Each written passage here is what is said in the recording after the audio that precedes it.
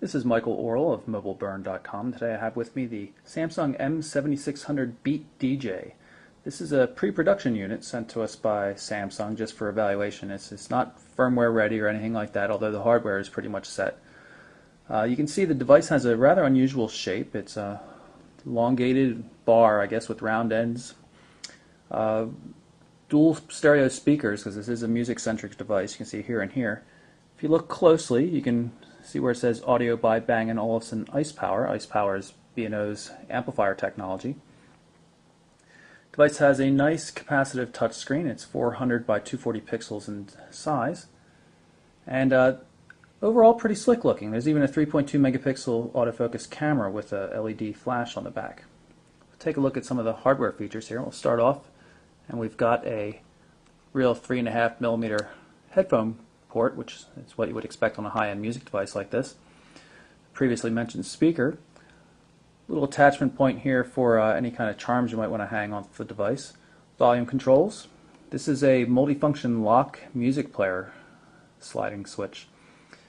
When slid all the way up top, which is a little hard to do on this pre-production unit, the device is completely locked and the touchscreen won't be affected by any kind of touches or anything like that. Slide it down to unlock the device. But you can see it's spring-loaded, and if you hold it down against the spring, it'll automatically load the music player, give you fast access to music. Beneath that we have a micro USB port, which is very nice for both data and charging. No more Samsung proprietary ports. Nothing too much on the bottom.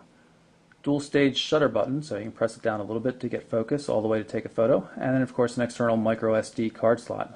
Supports large micro SD HC cards, so you can put 16 gig cards in there if you like. Back of the device, kind of cool looking, nice pattern on the back. Self-portrait mirror next to the camera. Removing the back cover though is a little strange. You actually peel it off, just like we saw with the Nokia 5800 Express Music. It's not a trend I'm really fond of, to be honest.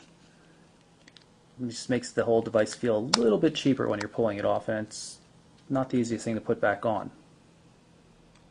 Up here at the top of the device you'll see a forward-facing camera for video calling in the European markets where it's supported. There's also a face detection system here, along with a detector for automatically adjusting the brightness of the display. If we pull up the keypad here and just dial a number,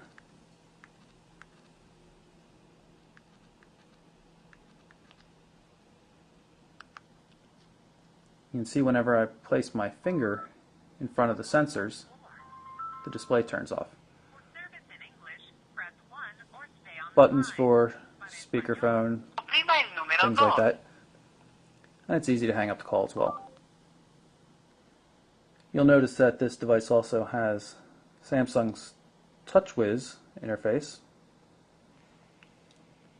Very similar to other TouchWiz devices. A little tray pops out here. You can drag widgets onto the display.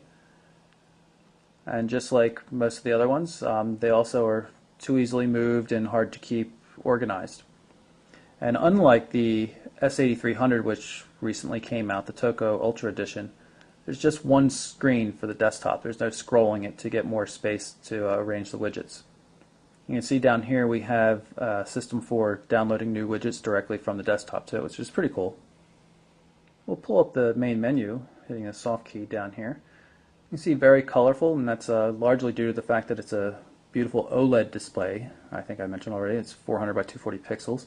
Looks really, really nice. Very colorful. The blacks are very black. The color is quite vivid. Go into the settings screen. You can see the scrolling action is a little bit rough, but this is a pre-production device, so we're willing to forgive it that. It's normal things you would expect to find, messaging clients, internet access, all the organizer apps, clocks, alarms, converters, that kind of thing. Applications as well. FM radio. Bluetooth stereo is also supported. My files for going through your own images, sounds, voice recordings, that kind of thing. I'll show you the contacts application called Phonebook, accessed from the soft key at the bottom. See typical scrolling. You can also grab this little scrolling device here at the edge and skip by letter. And of course there is searching as well.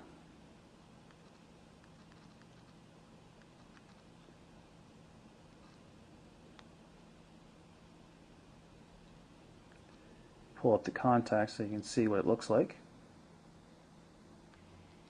Again, scrollable. And a reasonable editor.